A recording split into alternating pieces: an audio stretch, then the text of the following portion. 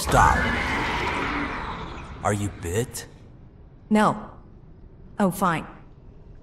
Are you sure? Yes. Look, we don't have much time. I know a way out. What do you mean? Right outside is a radar system. If I can get it working, I can signal for an evac. But I'm gonna need your help. What's the catch? The radar is in pretty bad shape. I'll need to focus to fix it, which means I'll be exposed. I need you to keep the zombies off me. Hey, what's going on, y'all? Jay from JS Films. Now, as you all know, I love me some metahuman cinematics. I love to tell stories using the metahumans. I've been doing it since Unreal Engine 4 and Unreal Engine 5. But as you all know, I've been kind of getting bored with just the regular metahumans in Unreal Engine 5. So I decided to kind of take it up a notch a little bit. And what I decided to do was try to create some cinematics in Fortnite. All right.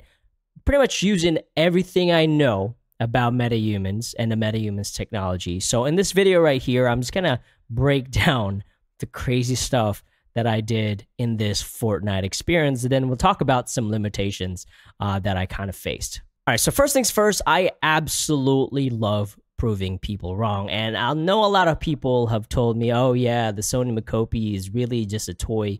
You can't really like make anything with it. But the thing is, for simple dialogue situations, you can absolutely use the Sony Mocopi. And I clearly show that in this Fortnite experience because honestly, if you're going to use the Mocopi in this kind of scenario where there's a lot of like talking and stuff like that, it will absolutely work. And the crazy thing is, it was on sale for like $399 like last week, I believe. And again, there's really no software fees that goes with it. And to be honest, it's the actual mocap that I've been using for the past couple of months now. It's the only one I got. Moving on to the facial animation, this is the same as my regular MetaHuman facial animation. So it's going to be an iPhone 12 mini Pro that I got for like $150 used on eBay.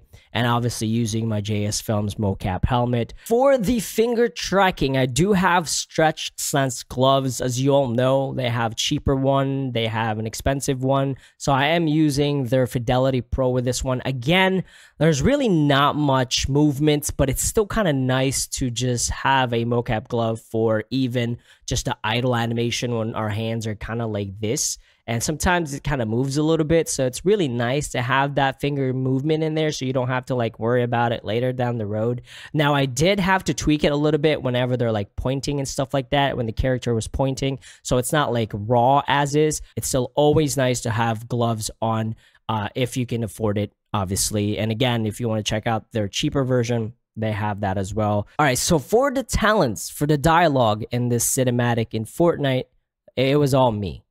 Right, as you all know, I've been testing out 11 Labs AI for a while, and I can tell you right now, it is improving so good. So the female character was voiced by me, and the player character was also voiced by me, voice changed using 11 Labs AI speech to speech. I cannot say anything bad about 11 Labs AI, and no, I did not get paid to make this video. It is truly amazing. And I know I would rather work with talents, but the problem is I just do not have the budget to hire talents at the moment, so I have to do everything myself. And I know I can't act for crap, but at the same time, I just want to keep creating stuff. So that's why I used the 11 Labs AI. So lastly, I went ahead and tested out the Vive Mars rover, which is a camera tracking device that you can use in Unreal Engine 5. Now, crazy enough, the Vive Mars Pro works directly in Unreal Engine for Fortnite or Fortnite, which is insane. All right, so everything, all the tools that I just talked about today, all works in Engine in Fortnite, in Unreal Engine for Fortnite. They have a MetaHuman animator, they have metahumans, they have Live Link. You can capture motion capture using a Sony Mocopi. And yes, you can play around with the Vive Mars as a camera tracker, all in Engine. That's freaking insane. And yes, UEFN is free. Let's talk about some of the limitations of doing it this way. So as of right now, there is a 400 megabyte packaged limit for UEFN. What that means is you cannot publish a map if you go over 400 megabytes. So this map, this island is all under 400 megabytes. If you start taking a look at this, if you played it, first of all, thank you. If you take a look at this map, it's going to blow your mind on what and how much I was able to fit in it and have it look the way it looks for under 400 megabytes. Now, this is where the nanite technology come into play because of the compression technology they put in there. It is mind-blowing. And it's funny enough, whenever I was like uploading videos on TikTok, people thought it was Call of Duty. But no, it's 400 megabytes of gameplay. That is it. That includes textures, materials, static meshes, skeletal meshes, animation, sound effects, every freaking thing. And another limitation, obviously, in Fortnite right now is that you have a memory limit. On top of the project size, the upload size, you also have that in-game memory limit where you can't go over because Tim Sweeney want everybody to be able to play your Fortnite experiences so that they have that limitation. So again, you can't go over that. So that counts your devices, static meshes again. I could have used world streaming with it, but if you look at the map, it's really small. So like world streaming didn't really help me too much because of how jam-packed it was. And that's the last thing was optimization. Like it was rough.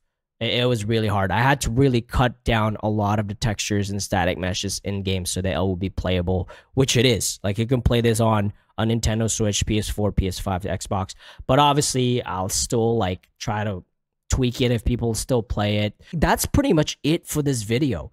I really just wanted to make a blog about this experience because again, I pretty much use all the tools that I have in a toolbox to make this crazy experience in Fortnite. And I'm trying to do that.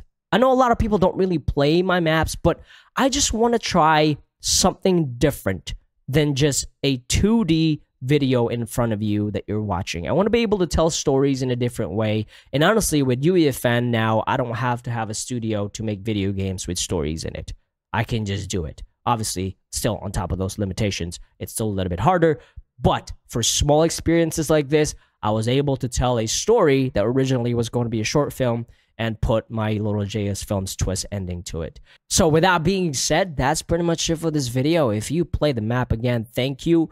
I hope you liked the little story that I put in there. If you haven't done so, if you want to check it out, go ahead, man. It's amazing. It's pretty cool. I'm going to try to make more of it. I know Fortnite players don't really care about story too much, but for me, again, I just want to tell stories kind of differently than your traditional 2D videos.